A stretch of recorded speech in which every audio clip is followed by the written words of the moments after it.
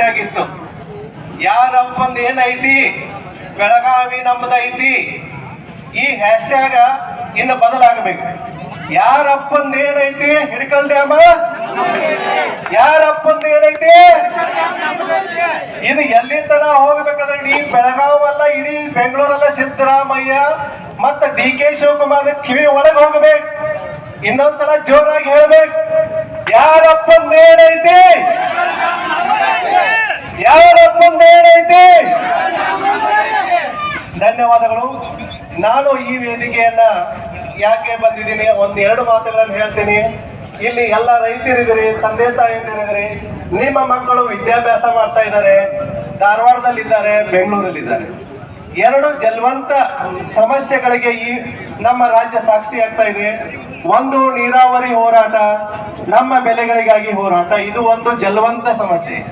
ಇದರ ಜೊತೆಗೆ ಕರ್ನಾಟಕದಲ್ಲಿ ವಿದ್ಯಾರ್ಥಿಗಳು ಯಾರು ಪ್ರತಿಭಾವಂತರಿದ್ದಾರೆ, ಯಾರು ನಿಯತ್ತಾಗಿ ಓದ್ತಾರೆ, ಅವರಿಗೆ ಭ್ರಷ್ಟಾಚಾರದ ಸಮಸ್ಯೆ.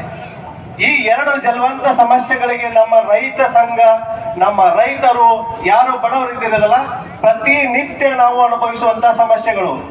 ಈ ಎಲ್ಲ ಸಮಸ್ಯೆಗಳಿಗೆ ಪರಿಹಾರವಾಗಿ ನಮಗೆ 2 ನಕ್ಷತ್ರಗಳು ಕಾಣಿಸ್ತಾ ಇದ್ದಾವೆ.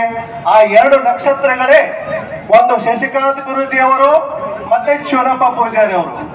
ಇವರಿಂದ ಇವತ್ತು ರೈತರು ಒಂದು ಧೈರ್ಯದಿಂದ ತಲೆ ಎತ್ತಿ ನಡೆಯುವಂತಾಗಿದೆ. ಎರಡನೇದ್ದು, ಅವರಿಗೆ ರೈತರಿಗೆ ಒಳ್ಳೆಯ ಬೆಲೆಯನ್ನು ಕೊಡಿಸ್ತಾರೆ ಅನ್ನುವಂತ ಒಂದು ನಂಬಿಕೆ ಇವತ್ತು ಯಾರೆಲ್ಲಾದ್ರೂ ಇದ್ರೆ ಅದು ಚುನಪ್ಪ ಪೂಜಾರಿ ಮತ್ತು ಶಶಿಕಾಂತ್ ಗುರೂಜಿ ಅವರು.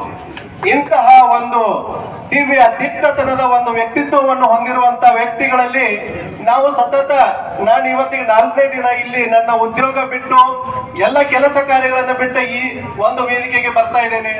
ಇವತ್ತು ಮುಗಿಯುತ್ತೆ, ನಾಳೆ ಮುಗಿಯುತ್ತೆ ಅಂತ. ಈ ದಪ್ಪ ಚರ್ಮದ ಏನು ಒಂದು ರಾಜಕೀಯ ನಾಯಕರಿದಾರಲ್ಲ, ಅವರಿಗೆ ಯಾವ ಪ್ರತಿಷ್ಠೆ ಇದೆ ಗೊತ್ತಿಲ್ಲ.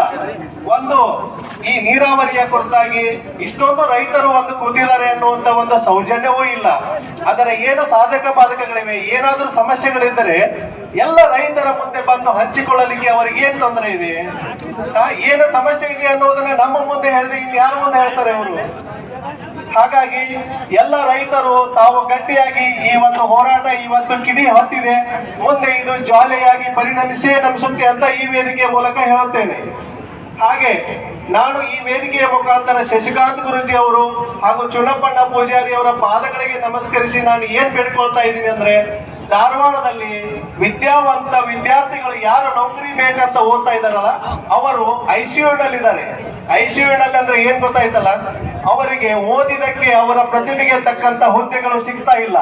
ಇದೇ ರಾಜ್ಯ ಸರ್ಕಾರ, ಇದೇ KPSC ಎಲ್ಲವನ್ನು ಮಾರಿಕೊಳ್ತಾ ಇದೆ. ಇಲ್ಲಿ ರೈತರ ಜೀವ ಹಿಂಡ್ತಾ ಇದೆ, ಅಲ್ಲಿ ವಿದ್ಯಾರ್ಥಿಗಳ ಜೀವ ಹಿಂಡ್ತಾ ಇದೆ. ಹಾಗಾಗಿ ನಾನು 4 ದಿನದಿಂದ ಗುರುಗಳ ಹತ್ರ ಒಂದು ಡೇಟ್ ಕೇಳಲಿಕ್ಕೆ ಬರ್ತಾ ಇದೀವಿ. ನಾವು ಧಾರವಾಡದಲ್ಲಿ ಒಂದು ಹೋರಾಟ ಮಾಡಲಿಕ್ಕೆ ಇಂಥ ಕೆಚ್ಚೆದೆಯ ಹೋರಾಟಗಾರರೇ ಬೇಕಾಗಿದ್ದು. ಹಾಗಾಗಿ ಪ್ರತಿದಿನ ಬಂದು ಅವರಲ್ಲಿ ನಾವು ಡೇಟ್ ಕೇಳ್ತಾ ಇದ್ದೀವಿ. ತಮ್ಮ ಹೋರಾಟ ಮುಗಿಯುವವರೆಗೆ ಮುಂದಿನ ದಿನಾಂಕ ಕೊಡ್ತಾ ಇಲ್ಲ. ಹಾಗಾಗಿ ನಮ್ಮ ಹೋರಾಟ ಯಶಸ್ವಿಯಾಗಲಿ ಅಂತ ನಾನು ಹಾರೈಸಿ, ನಮ್ಮ ಮುಂದಿನ ಹೋರಾಟಕ್ಕೆ ಅವರು ಅಣಿಯಾಗಬೇಕಂತ ನಾನು ಈ ಮೂಲಕ ಅವರಲ್ಲಿ ಕೇಳ್ಕೊಳ್ತಾ ಇದ್ದೇನೆ.